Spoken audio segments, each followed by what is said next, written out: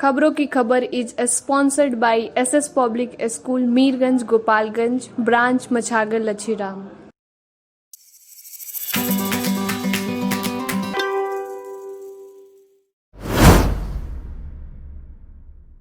आज की चर्चा में चर्चा करेंगे भिखारी ठाकुर के बारे में। भिखारी ठाकुर भोजपुरी साहित्य के ऐसे बहुमुखी प्रतिभा के धनी व्यक्ति हैं जिन्होंने भोजपुरी को भारत से बाहर भी उसका प्रचार प्रसार किया।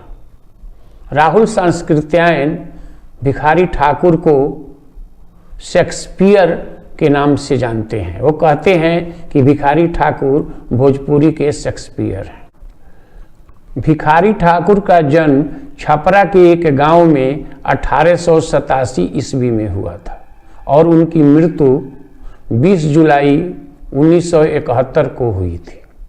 वैसे तो भिखारी ठाकुर ज़्यादा पढ़े लिखे नहीं थे, फिर भी उन्होंने भ्रमण कर भारत के कई राज्यों का भ्रमण किया और इसके अलावा विदेशों का भी भ्रमण किया और उससे उनको बहुत ज़्यादा ज्ञान था।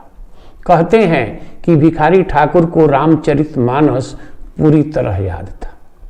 वैसे पढ़ाई पूरी करने के बाद भिखारी ठाकुर खड़गपुर गए थे।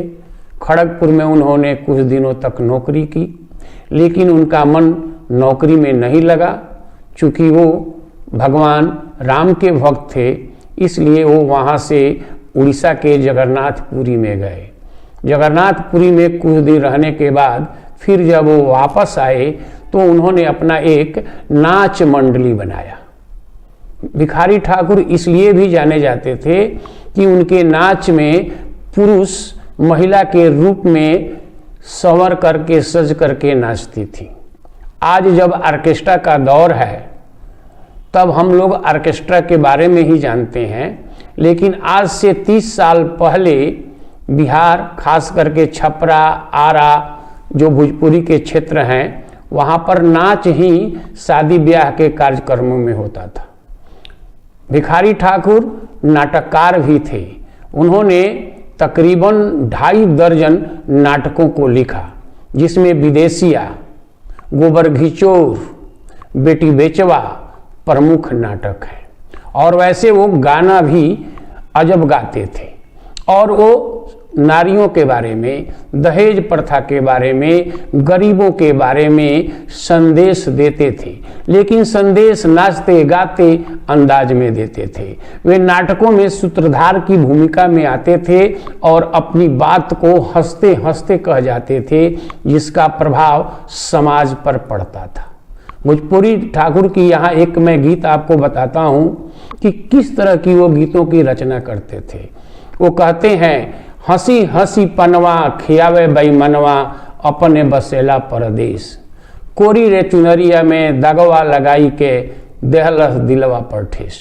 तो इस तरह की वो कविता करते थे, वो रचना करते थे और अपनी बात को समाज तक पहुंचाते थे। भोजपुरी को आगे बढ़ाने में, भोजपुरी को अश्लीलता से दूर करने के लिए वो वहाँ गए जहाँ भारत के बाहर भी भारतीय रहते थे, जैसे साउथ अमेरिका के देश में, अफ्रीका के देश में, यहाँ तक सिंगापुर और आज का जो म्यांमार है वहाँ पर भी हो गए थे। यानी कि वो भोजपुरी के ध्वज वाहक थे। वो भोजपुरिया समाज के उत्थान के लिए जीवन भर काम करते रहे। वो कवि थे, वो गीतकार थे, वो नाटककार थे, वो साहित्यकार थे और सबसे बढ़कर के वो समाज सुधारक थे। इसीलिए अंग्रेजों ने भी उन्हें राय बहादुर का सम्मान दिया था और आज़ाद भारत में भारत सरकार ने उनके कृतित्व को सम्मानित करने के लिए उन्हें पद्मश्री से नवाजा था। खबरों की खबर के अगले एपिसोड को देखने के लिए दिए गए लिंक पर क्लिक कर आप हमारे चैनल को सब्सक्राइब करिए, लाइक करिए, कमेंट करिए। धन्यवाद।